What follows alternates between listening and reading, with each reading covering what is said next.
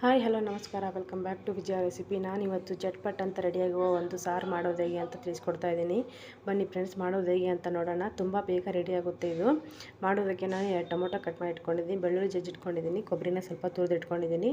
ಒಲೆ ಮೇಲೆ ಒಂದು ಬಾಣಲೆ ಇಟ್ಕೊಂಡು ಆಯಿಲ್ ಹಾಕಿ, ಕರಿಬೇವನ್ನ ಹಾಕಿ, ಜಜ್ಜಿರುವಂಥ ಬೆಳ್ಳುಳ್ಳಿನ ಹಾಕಿ, ಮತ್ತು ಅದು ಸ್ವಲ್ಪ ಬೆಳ್ಳುಳ್ಳಿ ಕಲರ್ ಚೇಂಜ್ ಆದಮೇಲೆ ಟೊಮೊಟೊನ ಹಾಕ್ಬಿಟ್ಟು ಸ್ವಲ್ಪ ಉಪ್ಪನ್ನು ಹಾಕಿ ಚೆನ್ನಾಗಿ ಟೊಮೊಟೊ ಫುಲ್ ಸ್ಮೂತ್ ಆಗೋವರೆಗೂ ಬೇಯಿಸ್ಕೋಬೇಕಾಗುತ್ತೆ. ಈ ರೀತಿ ಬೇಯಿಸ್ಕೊಂಡಾದಮೇಲೆ ನೀವು ನಿಮ್ಮ ಖಾರಕ್ಕೆ ಅನುಗುಣವಾಗಿ ಖಾರನ ಹಾಕ್ಕೊಳ್ಳಿ. ನಾನು 1 ಸ್ಪೂನಷ್ಟು ಖಾರ ಹಾಕ್ಕೊಂಡಿದ್ದೀನಿ. ಸ್ವಲ್ಪ ಗರಂ ಮಸಾಲ, ಸ್ವಲ್ಪ ಧನಿಯಾ ಪುಡಿ ಹಾಕಿ ಚೆನ್ನಾಗಿ ಮಿಕ್ಸ್ ಮಾಡ್ಕೋಬೇಕು. ಟೊಮೊಟೊ ಎಲ್ಲ ಫುಲ್ ಸ್ಮ್ಯಾಶ್ ಆಗಬೇಕು.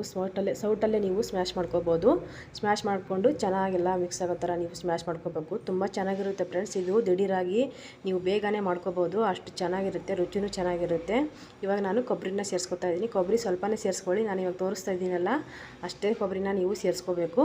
ಸೇರಿಸ್ಕೊಂಬಿಟ್ಟು ನಿಮಗೆ ನೀರು ಎಷ್ಟು ಬೇಕೋ, ಸಾಂಬಾರಿಗೆ ನೀವು ಎಷ್ಟು ಸಾಂಬಾರು ಬೇಕೋ ನಿಮಗೆ ಅಷ್ಟು ನೀರನ್ನು ನೀವು ಹಾಕೋಬೇಕಾಗುತ್ತೆ. ನಾನು 2 ಗ್ಲಾಸಷ್ಟು ನೀರನ್ನು ಹಾಕಿ ಮಿಕ್ಸ್ ಮಾಡಿ ಚೆನ್ನಾಗಿ ಒಂದು 5 ನಿಮಿಷ ಕುದಿಸಿಬಿಟ್ರೆ ರುಚಿಯಾದ ಒಳ್ಳೆ ಟೇಸ್ಟಿಯಾಗಿರುವಂಥ ದಿಢೀರಾಗಿ ಚಟ್ಪಟ್ಟಾಗಿ ಮಾಡ್ಕೋಬೋದಾದಂಥ ಟೊಮೊಟೊ ಕೊಬ್ಬರಿ ಸಾರು ರೆಡಿಯಾಗುತ್ತೆ.